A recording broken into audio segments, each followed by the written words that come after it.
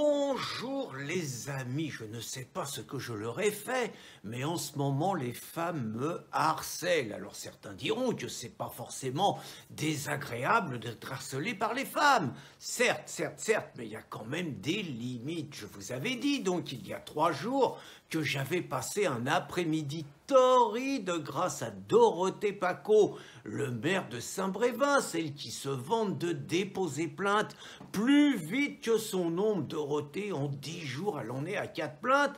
Le problème, c'est qu'il y en a 2 contre nous. Et donc, grâce à Dorothée Paco, j'ai passé quand même un après-midi à être interrogé par les gendarmes. Par ailleurs, de manière totalement courtoise, je tiens à le préciser. Et donc, je me disais que bon, ça allait. J'avais oublié que ce jour, dans quelques heures, grâce à une autre femme qui me harcèle, Sophie Mazas, présidente de la Ligue des droits de l'homme de l'Hérault, avocate, j'allais me retrouver devant les juges de Montpellier. Donc ça veut dire 2000 km aller-retour à faire. Je vais encore nuire à la planète, c'est sûr, j'ai honte, mais je vais pas prendre le TGV, c'est trop compliqué et tout. Je préfère me déplacer en voiture et être libre. Donc, je vais me coltiner cet après-midi. Donc, un procès dans quelques heures. Hein, je suis tout ému, vous voyez, ça se voit, hein, je suis troublé.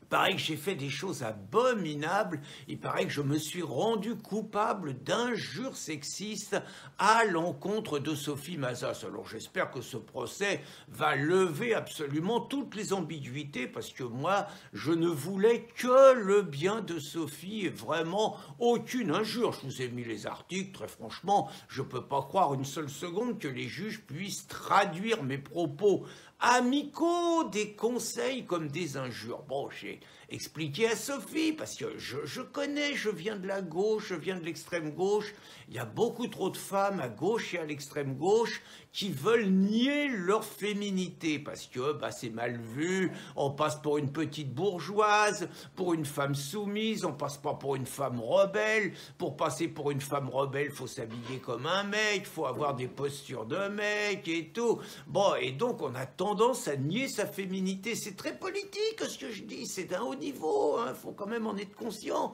C'est ce que j'ai peut-être essayé d'expliquer aux juges. Et donc j'expliquais à Sophie qu'elle avait tout à gagner à montrer un tout petit peu plus de féminité. Bon, au lieu de s'habiller avec des rangers, des jeans troués et de s'habiller comme une antifa, très franchement, elle mettrait des robes et tout. Je pense qu'elle y gagnerait, quoi, voilà. Et puis, bon, j'ai expliqué, souvent, il y a une négligence aussi des cheveux chez beaucoup de femmes de gauche et tout. Vous voyez, on se les lave pas, parce que sinon, ça fait petite minette, ça fait femme soumise à son homme, ça fait Miss France, vous voyez, donc on n'ose pas subir le sarcasme des copines, donc on se néglige. Elle a tout à gagner, Sophie, à mettre en valeur sa chevelure, c'est ça que j'ai essayé d'expliquer, c'est tout. Et puis, bon...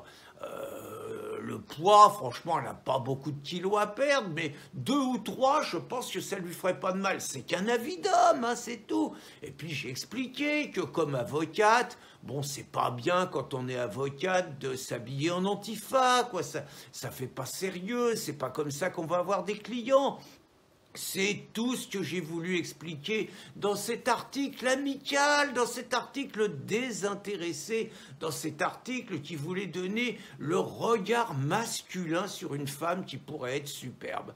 Voilà, donc c'est ce que je vais essayer d'expliquer aux juges, et je tiens à préciser que je n'en veux absolument pas, ni à Dorothée Paco, ni à Sophie Mazas, de me faire passer des après-midi torrides dans les gendarmeries et devant les juges, dans les tribunaux, parce que je sais que la haine est proche de l'amour. Bonne journée les amis.